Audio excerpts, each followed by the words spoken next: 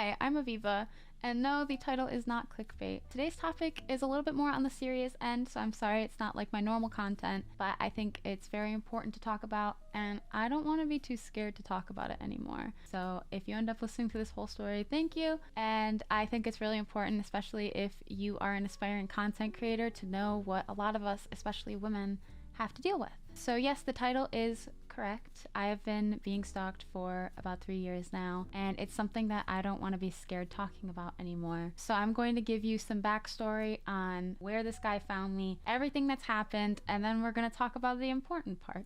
So I have been being stalked by this one dude. We're going to call him Bob for the safety. And the reason I haven't talked on this much or really have gone into detail about it is because every time I do, it ignites him to try to contact me more. He thinks the more I talk about him, even if I speak about him in a bad light, it means that I am in love with him. So this man is convinced that I am in love with him and that our love is like forbidden, like Romeo and Juliet. And I have done nothing to convince this man that I am in love with him. I know some of you know that Amaranth or Sweet Anita and many other creators have dealt with things like this, where either their stalker wants to put them in harm, their stalker thinks that you're meant to be, or they're just so deeply in love with you and so delusional that they convince themselves that even though it's very parasocial, there is a relationship there. And so that has kind of happened to me. I used to, when I first started being an influencer, if you want to call it that, I used to reply to all of my fans that were in my DMs that weren't creepy guys. And so if you sent me something, if you sent me art, if you just said hello, if you sent me a picture of your dog, I always responded because I thought that that was good interaction with fans, and it is. It made a lot of you stick around for the long run. There's many of my fans that I have talked to in the beginning or just said like, hey, thanks for supporting me, that really appreciated that message. And so I thought I was doing something good. I was helping people by sharing my stories or making content or however I helped them or entertained them. And I thought the least I could do is respond to everybody. And I did not have a lot of knowledge of being an influencer when I first started. I kind of just jumped into it and just did whatever I thought was right, which is not a great way to do it. And so I replied to everyone, and that's how this kind of started. He sent me this long paragraph about how I was like Spider-Man or some hero, and it was just like basically inserting me into a story, and I thought it was funny, so I literally said, haha, I cried reading this. In a way where, you know, when you say, ha ha ha, I'm crying right now to your friend when you're laughing at something, I said that, and then I posted it on my story as I did with many other people. And so this is where it all started. And this man, after that, kept DMing me over and over and over again. And normally I kept my DMs short. I responded once. Maybe I liked your message after that if you replied to me, but I did not reply to him at first. He just kept sending me messages that got creepier and creepier. He just kept messaging me to the point where I was starting to get a little concerned. And so my first tactic was, I'm gonna be mean to this guy. So I said, hey, like, I'm not interested. We're not like that. And he just kept going to the point where I was in a relationship right before I started TikTok, and I had an old screenshot of like the side of my ex-boyfriend's face and like me in his car. And I sent him that, and I was like, I have a boyfriend, sorry, which I did not, but it's the classic I have a boyfriend tactic. A lot of you know. So I used that, and I thought, great, you know, he thinks I have a boyfriend. He thinks that he has no chance, no harm done. But I wish it stopped there. He continued messaging me. I would tell him to go away. I would proceed to get meaner and meaner. I would try to be nice and be like, hey, like, please don't message me. I tried everything until I finally just decided I'm done replying to this guy. Like, I'm over it. Like, if he's going to go crazy on me, like, let it happen. Little did I know that I would still be dealing with this 3 years later. So then, I did not have management at this point in time, so me and two of my friends created a fake management email that me and them ran and only we could see, and he started emailing me through there. And so he would email me songs that reminded him of us and our relationship, and he would talk about himself like I was too scared to admit that I was in love with him, that we actually flirted when I was messaging him on Instagram saying, please don't message me anymore. And he was convinced that I was in love with him, but I was just too young and scared to admit it. Now, this man is older than me, great, but he started getting this complex of like wanting to be in a relationship with me, be my parent, and also mentioned being my therapist at a few points, which I wasn't even replying, so I don't know what kind of therapy he was getting done on me, but like, go off, I guess. So he just kept emailing me, and I talk about my mental health all the time on my Twitch streams. I used to on TikTok, not as often now, but I do struggle with quite a few mental illnesses. If you're wondering, I'm all good, thank you. But I've been dealing with them myself for years now, but I like to talk about it because a lot of people who follow me are struggling with the same things or similar things, or just like to hear that input. I think it's important to talk about. I'm not ashamed of any of it, and I quite enjoy talking about it, actually. So then he starts emailing me and talking about my mental illnesses, trying to tell me what was right for me. And then he started following my best friend, my IRL best friend, Olivia. Hi, Olivia, if you're watching. And he would send her messages about what to tell me to do. I didn't go to college, and he would start telling her, hey, Aviva needs to go to college. Like, I know what's best for her. And then he started telling her that I need to get driving lessons and start driving. I don't drive. It gives me anxiety. Let's not talk about that. But he started messaging her things that I should start doing and what he thinks is right for me. And then he would go to my email and apologize to me for messaging my friend saying, I'm sorry, I just know what's best for you. And during this time, he started sending me my address. Now, this is also kind of why I wanted to talk about this story. I was not super safe early on when I first started online. And so he knew that, and he took advantage of that and found my name, my address, and people that I was involved with, friends, family. And so he started sending me my address as like the subject line of emails to try to scare me into reading the emails. He would do this, and then he would go back and apologize, be like, I'm so sorry, I just wanted you to take me seriously. And then the next week he would do it again. And so it was this repeating thing that just kept going over and over. I would not reply. He would send me a billion emails. I would not reply. He would start sending me my address.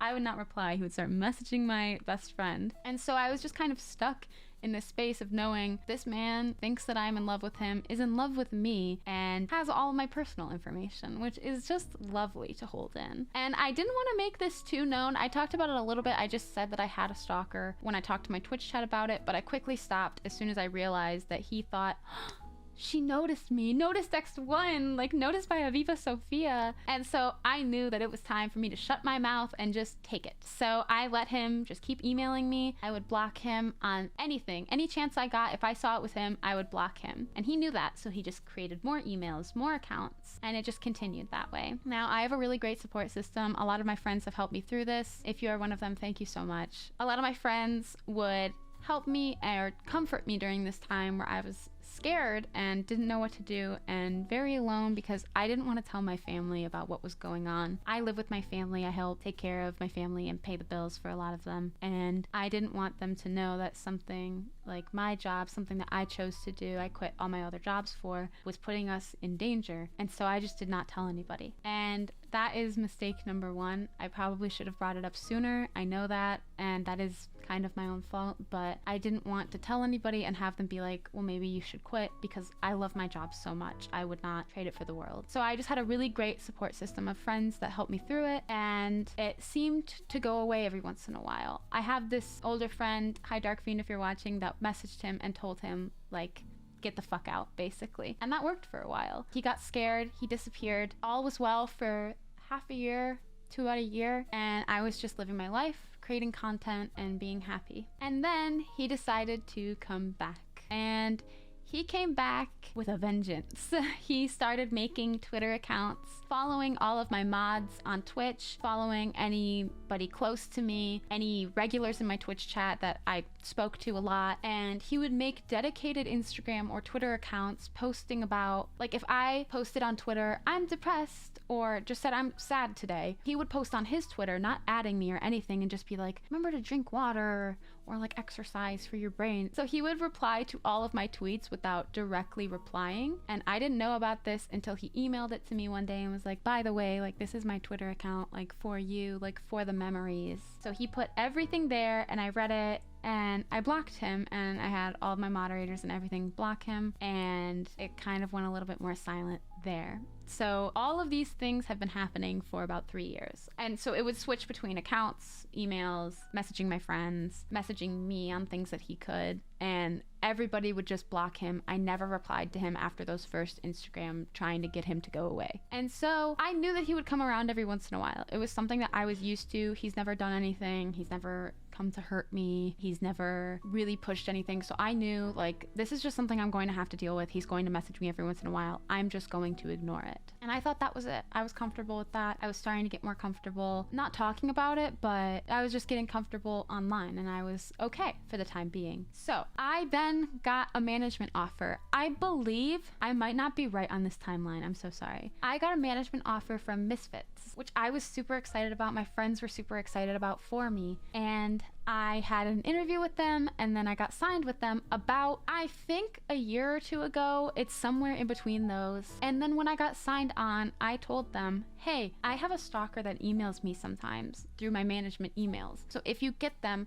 please send them to me and, you know, let me know, especially if it's anything harmful. At any point in time, if you get an email from somebody that sounds like a stalker, please send it to me. And so I thought that they knew about that. The person that hired me initially, my first manager with Misfits, got fired or left. And so I got a new manager under Misfits. And with that, I told them as well, like, hey, I have a stalker. And it was pretty soon after I got the new manager, I got an email from the stalker, and they told me about it. And I said, yes, like, I have a stalker. I explained a little bit of information to them, and I told her specifically, I was like, if you get any emails, like, please let me know. And I just told them the severity of the situation and told them it happens sometimes. Like, he hasn't said anything scary, but I do want to know if it happens. And so I asked them to either screenshot and send me the email or forward it to me, which they did at first. So then I got a message from my manager about 2-3 months ago where she said, hey Aviva, I got a scary email from the French guy. My stalker is French.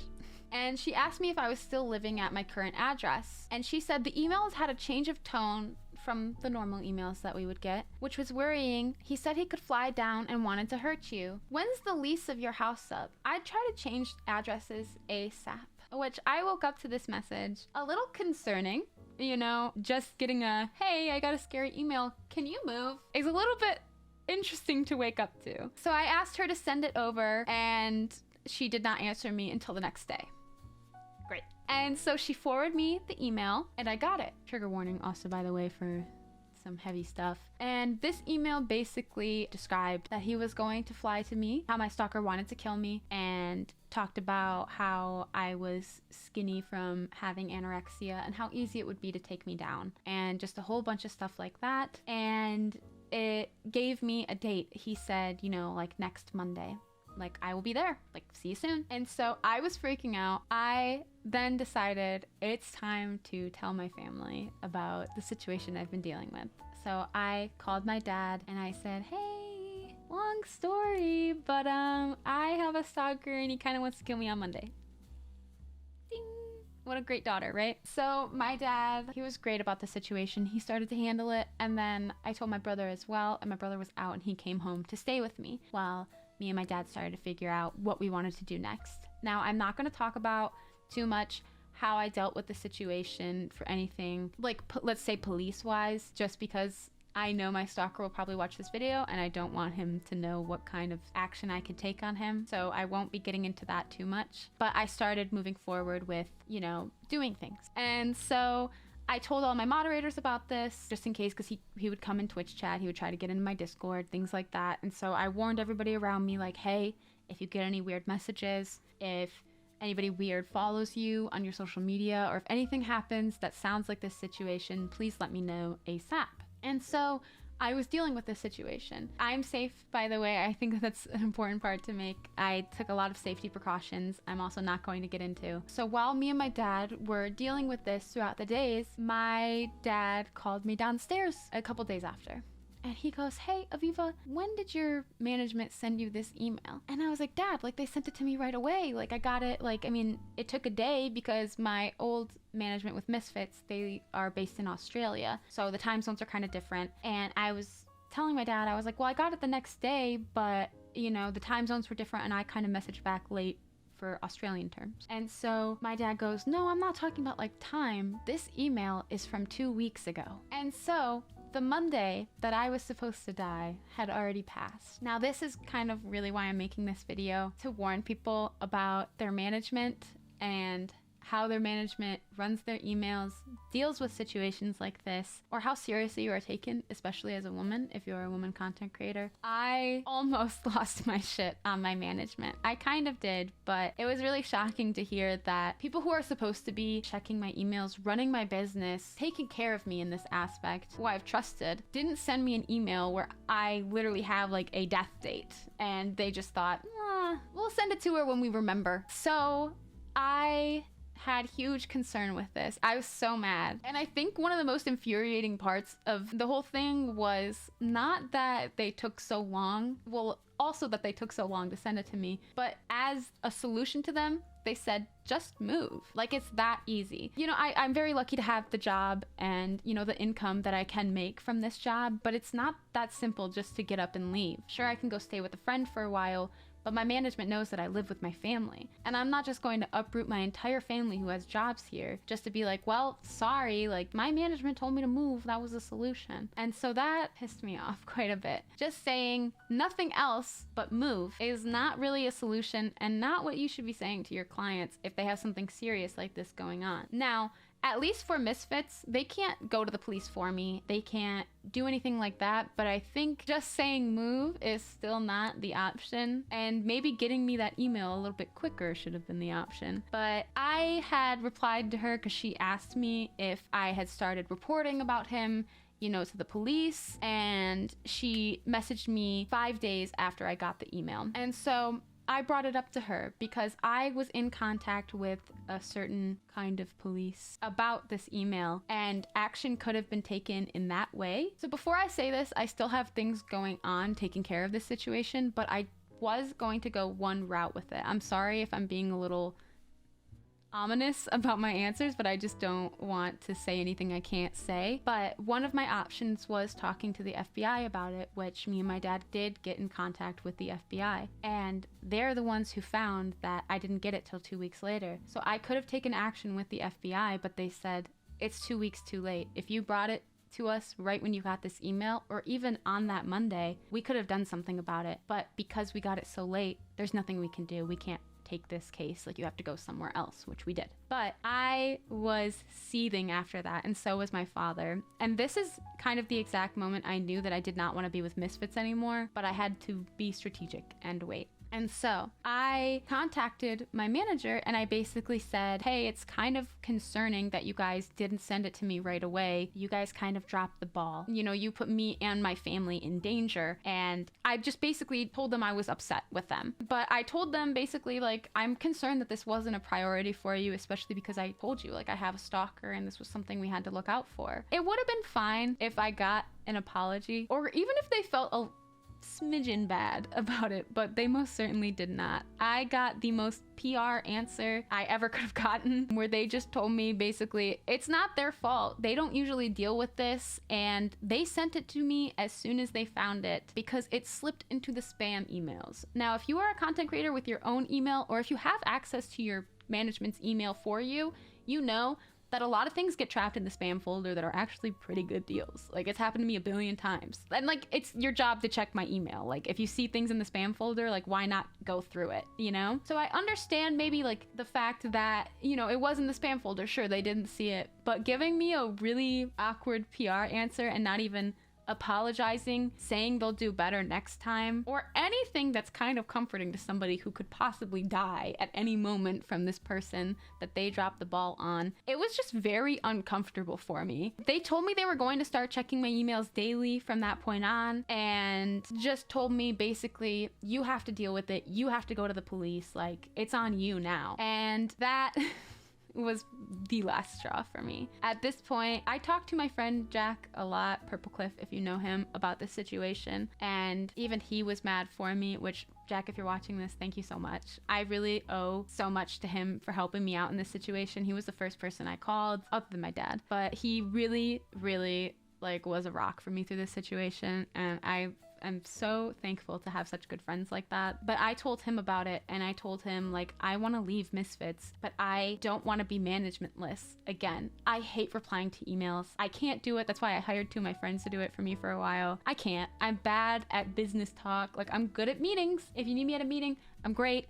But, you know, doing all of the content creation and then having to reply to the emails, check over contracts. Like, that's just not it's not for me, which is not for a lot of content creators. And so I told him about this, and he told me, you know, like, you gotta leave, Aviva. Like, this is not safe for you, number one. And then he helped me out a ton, which we'll get into in a bit. Okay. So I knew that I wanted to leave Misfits, and I didn't even reply to their PR "I'm sorry" message, which didn't even have an apology. After I told them that I was upset with them, I did not hear from my management for 2 months. No deals, no, hey, are you okay? No checking in, nothing. I didn't hear anything from them, which is kind of typical with Misfits for me. There would be periods where I just would not hear from them, which I get. I am a smaller creator on their radar. You know, maybe sure I wasn't getting deals, or you know, maybe nothing was like really going through. But it seemed like a lot of my time with Misfits, I was just kind of brushed under the rug. Like, they wanted a TikToker because they had none, and they just had me under their belt because they could be like, well, we do have a TikToker. Like, we have that, guys. Like, we have every platform. And this video really isn't meant for me to be shitting on Misfits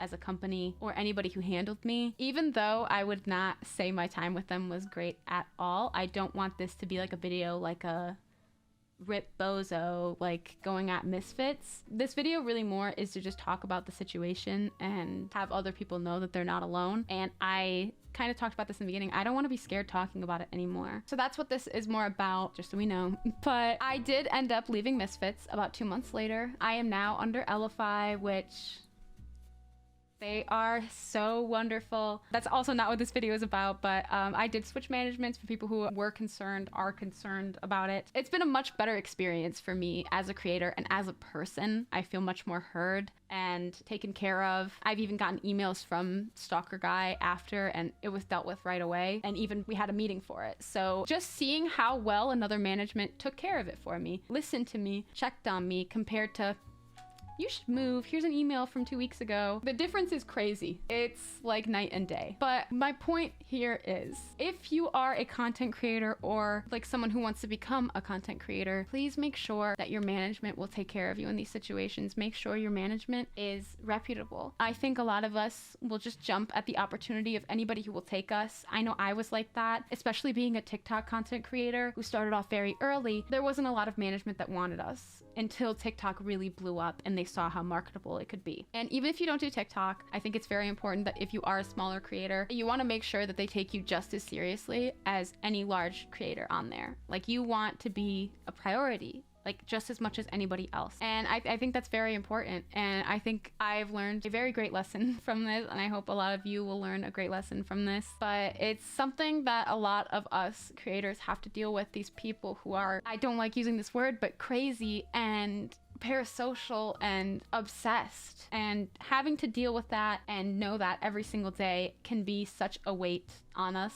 And it can be very scary. I know many other creators have had much worse than just getting some emails or threats, and my heart goes out to them truly. And I know this isn't the end of my story. I know that this video will convince my stalker that I'm even more in love with him. I made a whole video on him, but number one, I'm not in love with him, and I just want to feel comfortable talking about it. I want people to know that I'm safe and I'm dealing with it. And in the future, if this ever happens with somebody else, like, I know what advice to give, or if it happens to me again, you know, I know what to do from now on. So again, this is something that has been very hard for me to talk about. I know a lot of people in my Twitch chat have seen him donate to me to try to get attention, and I just want you guys to know that I am safe, and it is something that I am taking care of and handling much better now. And I really want to thank everybody who's been supporting me during it. On my social media, I haven't been posting a lot, or even on my Twitch streams, I've been talking about, you know, like, I've been really tired, like, I've been really busy. Dealing with this was a lot for me, and you know, like, I get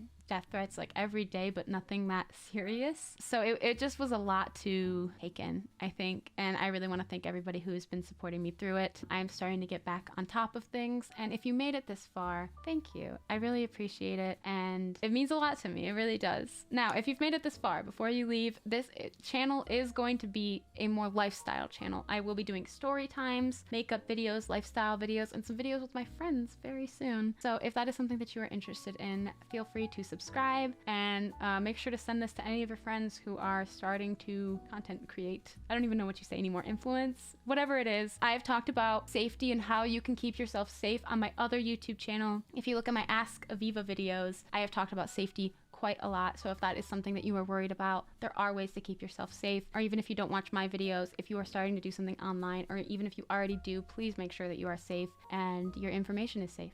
And I think that's pretty much it for today. Thank you so much for watching. I'm Aviva, and you can find all my social media in the links below. Look at that napkin! Ooh, I'm sweaty. That was kind of a lot. Oh my, I don't even know if that was good, napkin. Ugh. That's it. That's all. That's all I want to say. You can use that in the outro if you want. That was kind of funny. Okay. Bye!